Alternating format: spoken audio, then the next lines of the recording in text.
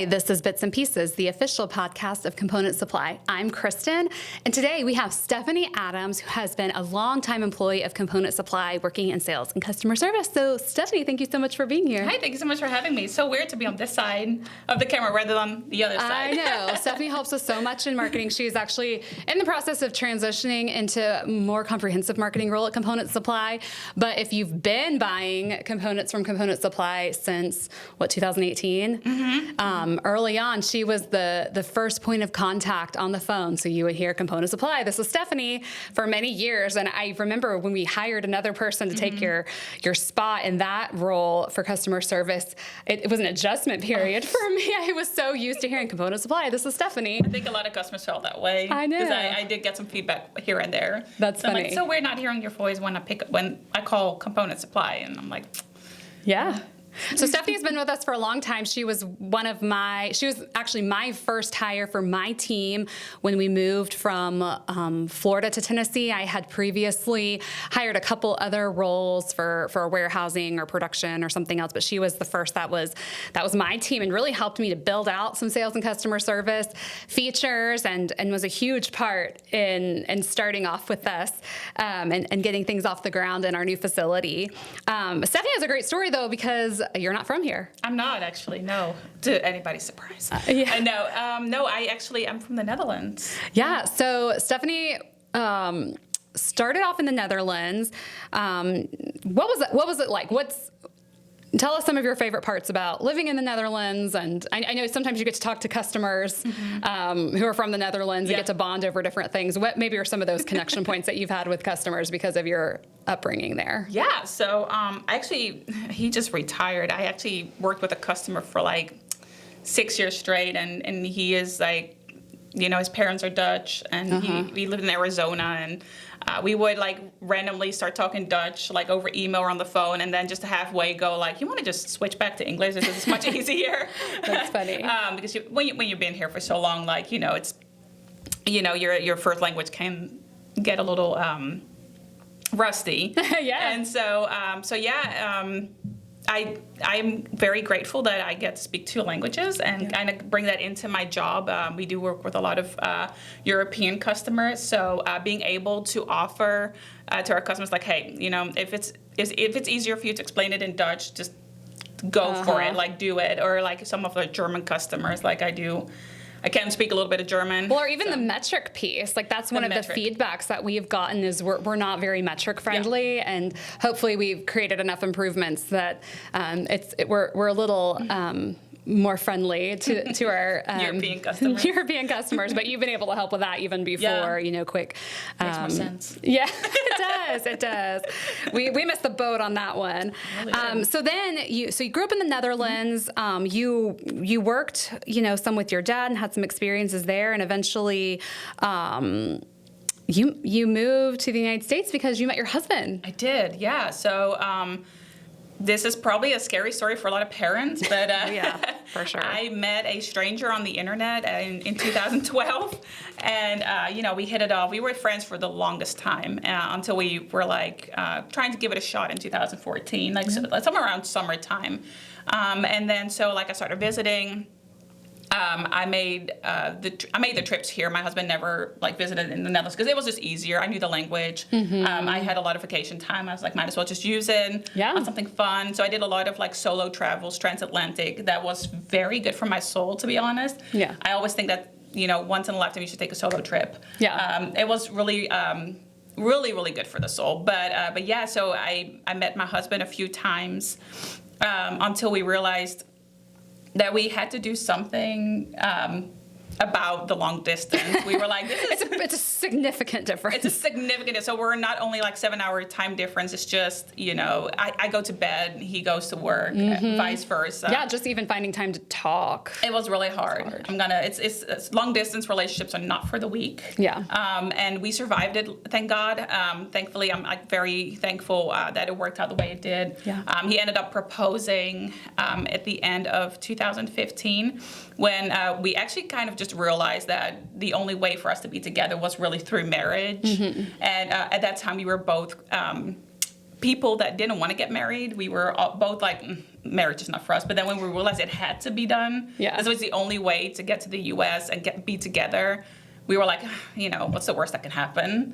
So, I think it worked out for you, okay? I think so too. Yeah, I really like it.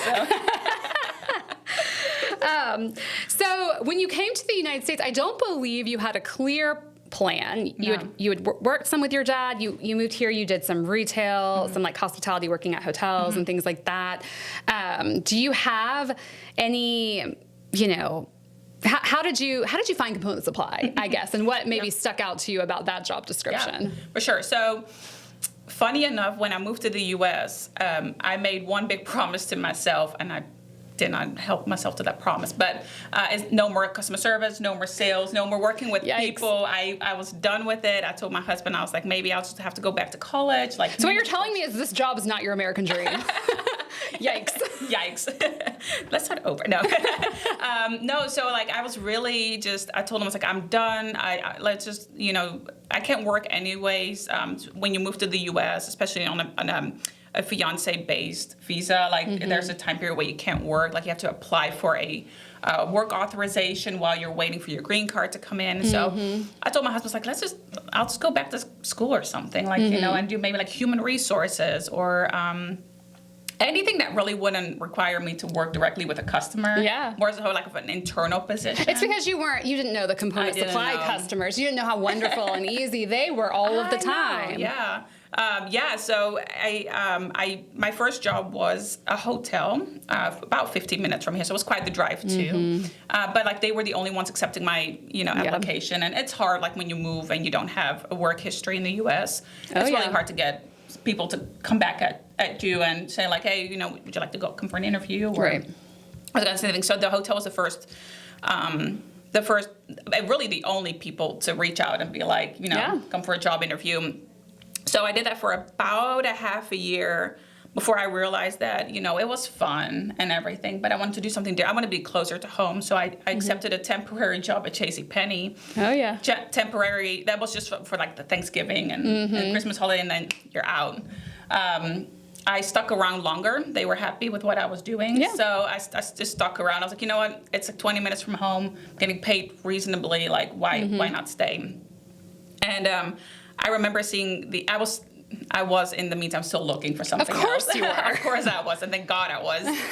And I saw the position for was at that point sales manager. I think we hadn't figured out quite like what the sales and customer service department. I mean, you managed our sales because that's all there was processing orders. That was it. Yeah. And I kind of read through it, and I'm like, well, that looks interesting. Never heard of the MedTech industry. Never heard of the medical device industry. And it caught my attention, like almost like right away, like custom needles, custom this, and it was very much almost kind of going back into my history of like precision work. Like that's what I did when I went to high school. I did woodworking, like construction and all that stuff, and that comes with a piece of like a sense of like precision and an eye for things and details and all that stuff. And I remember one night literally just browsing you guys' website and going on LinkedIn and kind of looking out. I was like, man, this sounds really interesting. And so I broke my promise of never doing customer service and sales again. And I applied for the job. And I remember coming on like a day off. And I like 4 hours later, I had a phone call offering the job. So that was really like a turning point in my career for sure. Yeah, it's interesting. You talking about, the idea of applying precision work that you had done previously, because when we're looking for candidates for maybe a production type job or, a tool maker or something like that, we're looking for those traits, but we really didn't look for that necessarily when we were looking for customer service reps or sales roles, because honestly, we wanted someone who was friendly, but that has, I think, given you appreciation for what happens in the shop. And then sales and ops do have to work together, right? And so to have that kind of appreciation, the respect for the detail, for sure. Those kinds of things, I think, did pay off. It's hard, I think, a lot of times for young people to think, oh, I studied this, and so I need to be on this track, or I did this and I don't want to do this anymore, I need to be on this track. But sometimes it's not about the the job. It's about, or it's not about the job description. It's like the people that you're working with, the actual customers you're working with. So sales for one company or customer service for one company is very different. I mean, sales and customer service in hospitality is different, or in retail is different from more manufacturing type job. But you can bring those skill sets in with you. And I mean, high school me would have never known that what I'm doing right now somehow still ties in to what I studied for, because I have that, you know, I was taught that eye for precision and that eye for,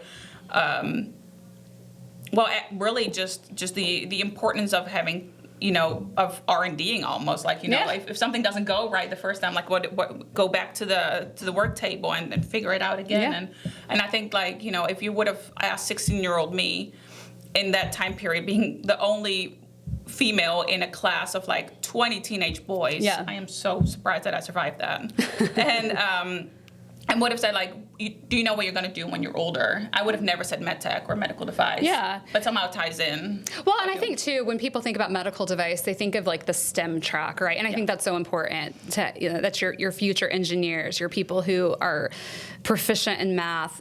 All of those things are good. But I love the medical device industry because I feel like there is a seat for everyone at the table, right? So 100%. Sometimes we do need to have complex ideas broken down into simple terms, and sometimes I think our customers sometimes kind of get in their head and in their design, and they hear a simpler way of communicating it, or they, you know, we explain to them some of the details behind what's going on in the shop, and it kind of clicks, and they can break down something that was really complicated into something that's simple, and that turns into a more cost-effective part later. So I think that's what I love about the medical device industry is, like, I'm not a STEM person. I'm not an engineer by trade. But when Mark hired us both, I think he one of the things that he said, because he is very a big proponent of life experience. He said, you're not an engineer now, but you will be. And because you kind of have to be. You have to turn into one to work here and to work with our customers. You have to think like an engineer and understand their challenges and struggles. And so we see that with you. So we always joke about the learning curve when you come to component supply. We don't actually hire anybody that's had experience with hypodermic tubing, you know, or things like that. So tell us a little bit about, you know, the learning curve here and kind of learning on the job. What was that like? Yeah, so honestly, before I started here, I had no clue what hypodermic tubing was. You Googled Never it? heard Did of you Google it? I did. Did our ad pop up? I hope it popped up. I sure did. Google did a great job, Google Ads, and so did marketing. I learned most of my things not just from hands-on, but it was really a lot of YouTube. LinkedIn was great, like, you know, finding engineers and companies that we work with and kind of see what they're doing, like tracking back to their websites. And there has been good 8 years worth of Googling. I still Google, by the way. Like, I still don't know everything, and that's okay. We're always like, we're going to create like a frequently asked questions, or we do the segment of there's no such thing as a stupid question. But it would be awesome if you guys ever asked the same question more than twice. You know, it's a different question every time, you know. It's kind of almost the same outcome, but asked a different way. Yeah. And I think that really helps. Customer service, me even, just, you know, think in a different way and a different approach, still the same outcome, but like it kind of opens your mind and see, like, okay, where can we go from here? Still the same outcome, but a little detour or a little differently asked, and that kind of keeps like my mind a little fresh. They keep us on our toes. Oh my right? gosh, yes. I often I do joke about it. It's like I'm just gonna add engineer to my signature for sure. Because at this point I just know a little bit more. I know enough to probably put that in. More than you bargained for, I'm sure. I'm sure. Yeah. So the other benefit of Stephanie, you know, we've grown significantly since when you started in 2018. 2018. So right now we're podcasting from my office. So my like desk and everything is behind the camera, and then we have our little podcast studio pop up. when Stephanie first started, we had just a couple of office spaces, and so Mark and me and Stephanie were all in the same office. Yep. And so she and I literally had our desks side by side, nothing fancy. It was no frills. Nope. We're still a little bit no frills, but one of the benefits I think for you having been with us for that long is because you got to hear firsthand.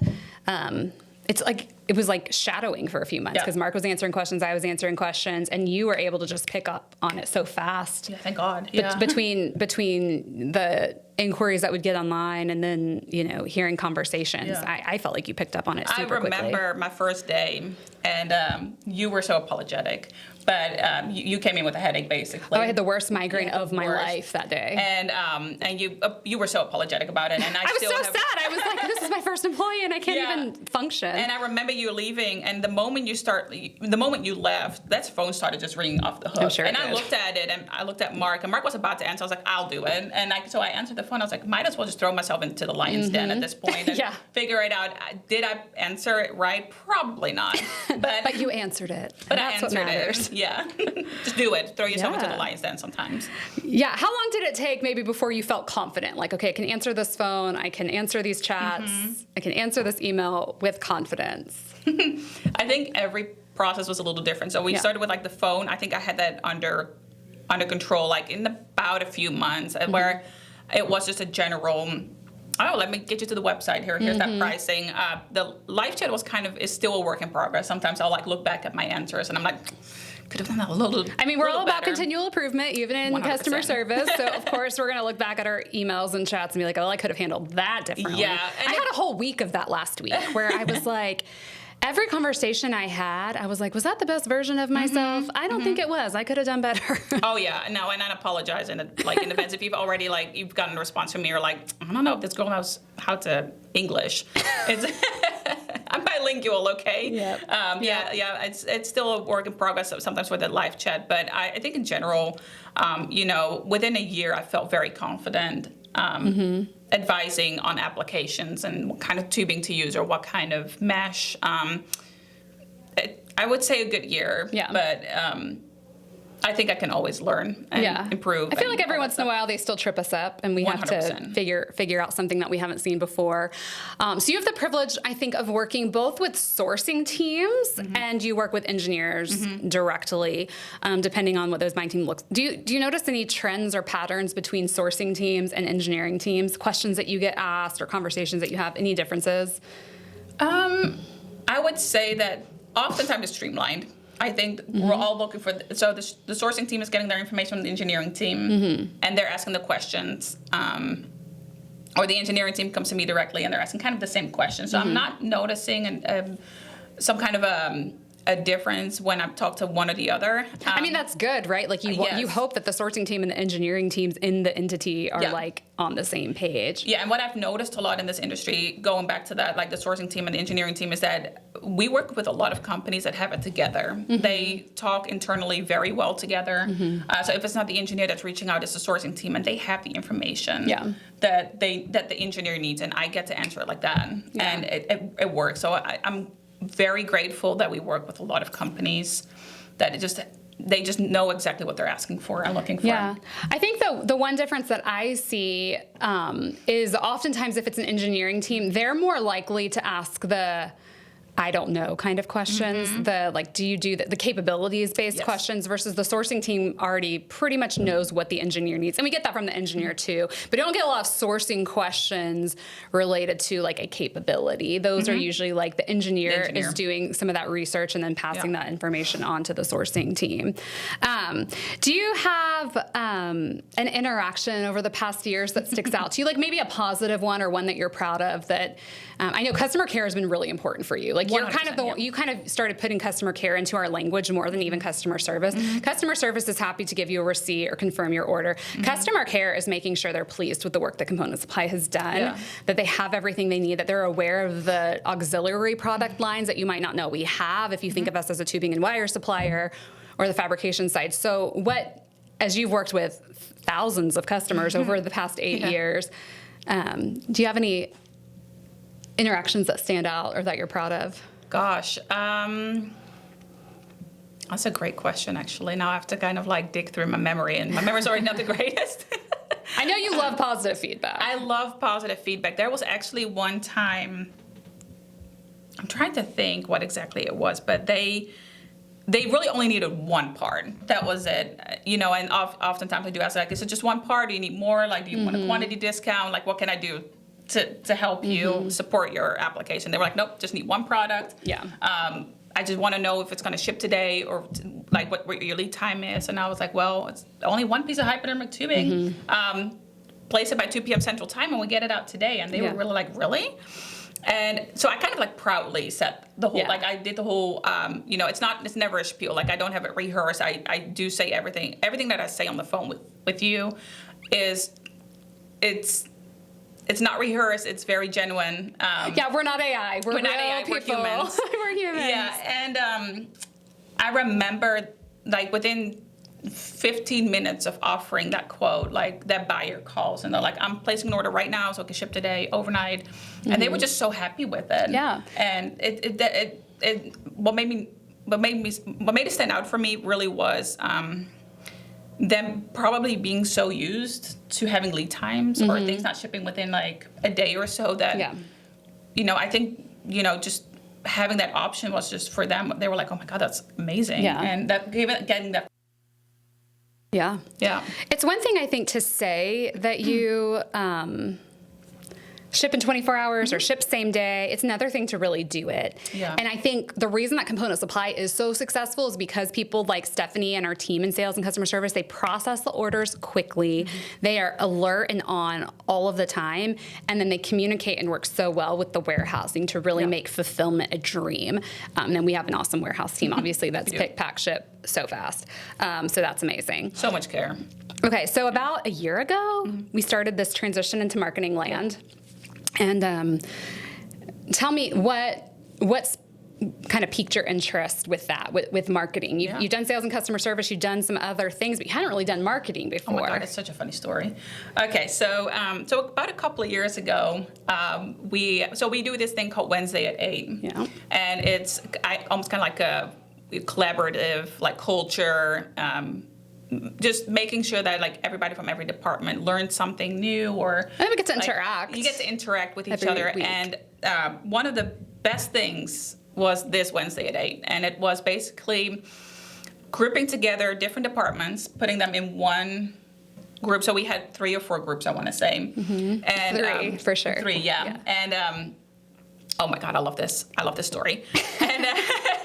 And it was Mark had suggested we need to build up a hot dog company from the ground up. We had to build it from the ground up. Like, so name, how does your fulfillment process look like? Like, what is your product actually? What is your, are you ISO certified? What is your quality standard? So kind of to help us like understand how component supply works, but like how much work goes into. Yeah, but with all something of fun. It actually was a hot dog cooker, a device to cook your hot dog like in the campfire. So everyone had their design. Yeah, everybody had their design.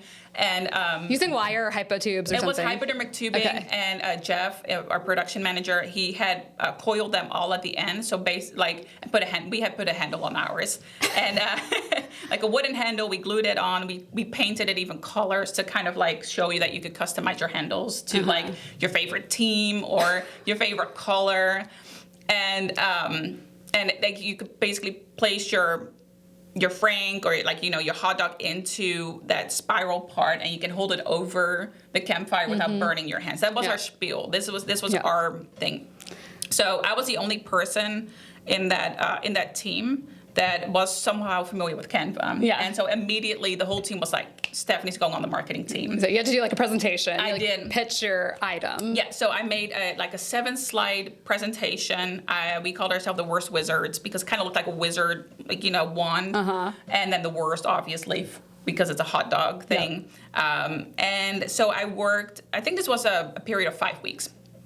And I worked every week a little bit like on each slide. And so at some point I was working at night on this presentation, and I was coming up with the funniest word. the funniest ways to explain our product Yeah. and to market it. I made like a fake Instagram. I Yeah. uploaded pictures. I had one of the team members like It was very elaborate on the marketing side compared to the other groups who also did very well they did and had amazing. creative stuff going on. But this was just different, definitely more like standard kind of marketing. Yeah, I made like a website, a fake Yeah. website, a fake Instagram. Follow us. Here's a store locator option, blah blah blah. And I remember presenting it. Basically, I had to present it to senior management and the rest of the company. It was hilarious. It was just so funny. And I remember just thinking about that. I was like, that just kind of wakened something up in me. I was like, this was fun. Yeah. Like I had a really great time. I was already kind of somewhat familiar with Canva, and the whole process, I was just like, I like writing captions. Yeah. The fake Instagram was the highlight of my day. Like the whole presentation The was social good. media piece. Yeah. And I remember at the end of it, thinking, well, if I start outgrowing customer service and sales a little bit, I hope Kristin keeps the hot dog competition slide in mind, and it has something like, well, she was actually kind of good at that. Yeah, well, it's one of the things I do like about the Wednesdays dates, and I'm sure other companies have similar things, but for us, it's a 30-minute meeting. It's not a huge time commitment. It came at a time where people in the organization were feeling a little disconnected because we were just growing so fast and felt like maybe things were happening that they didn't know about. And as a tight-knit group, when there were 6 of us that moved to Tennessee, I don't know if anyone realizes how small we truly were at the time, and now we've got 30 employees or something, mid-size, still small, honestly, right? But for Big what we us. do, we're so efficient, it feels like the sky's the limit for what we can do with that team. Yeah, for sure. But at the time, people were starting to feel a little disconnected. So we were like, well, why don't we have just a weekly meeting? And no one likes to hear that, another weekly meeting. But we were like, this is going to be different. This is going to be different from anything that we've done before. Sometimes it's going to be quality. Sometimes we're going to have a customer focus. Sometimes we're going to do mission, vision, core. Mark leads those and kind of keeps us on track of why we're doing what we're doing. Sometimes we do a marketing activity. We design trade show stickers, different things. And what I love about that is it was efficient. It was an efficient way to have department meetings. It's an efficient way to go over quality details. But what I love about it is that we do get to see different sides of people depending on the topic at hand. And so for you, obviously, I'm like, oh, she's got a little design talent there. She's got a little interest, which we knew from just being friends in the workplace, and seeing different interests in design and things like that. And kind of you being aware of some of the aesthetic things.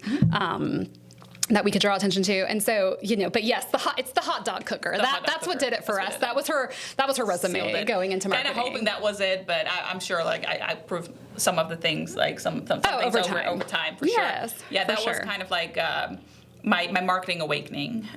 Is that's what I would like to call it. Yeah. Okay, tell me now that you're kind of into marketing, but I think you've always been aware of the Component Supply brand because really customer service is the first. First in line. That's also marketing, really. It is. Yeah. It is. The website's marketing, all of it's marketing. You use that website as a tool all of the time. But what's the Component Supply brand about? What do you love about it? What do you want people to know about Component Supply through our branding efforts? I think, one of the things I like to market as we go is that, we're a small company. But that doesn't mean that we cannot handle the 100,000 piece job, right? Or the scheduled shipments that go out every other month. That's like 200,000 small little cut hypodermic tubes or wires.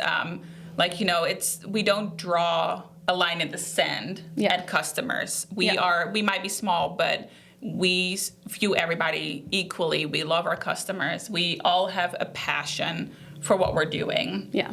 And my goal is really to, over time, as I transition more into marketing, is really showcasing that to the world and on LinkedIn. And just that we are very family friendly here. Mm-hmm. Everybody's got a great relationship with everybody. There's no drama, thank God. It's a good environment. And I know that some people tend to say the family environment at companies can be so toxic. And sure, it's maybe at some larger company, like some larger corporation, it may be. But I think here we've really well shown that it doesn't have to be toxic and it can be a very good thing. So coming to work is fun. I also really like going home, but I don't. Doesn't everybody? Yeah, but I really enjoy coming to work. I'm not stressed out coming to work. it's fun throughout the day. Like, yes, we work, but we also have some mini conversations. Like, I'm grabbing some water, and sometimes I try to chat with Custom Fab, like as I'm passing through. Obviously, trying not to distract anybody from what they're doing, but like, if we're meeting at the coffee table, like I try to spark up a conversation with other departments. Yeah. I think we do a lot of team outings and team dinners and just general, like Wednesday at 8 or like after I think work we have Top activities. Golf coming up this week, right? Tomorrow. Woohoo. Yeah, so exciting. Am I great at golf? I am not, but I'm there for the food and the people. That's mainly what I'm doing. Me either. I made a joke there. The MPP conference in California is this week. I'm not able to attend, but they have the golf tournament before, and I'm like, it is for your own general safety that we're not playing. No, we're just it's going to be okay. You might see one of the, I don't even know what you call the golf club. Like, you just might see it swing out on the field because I have no idea how to you're just going to let it go? I'm just going to let it go.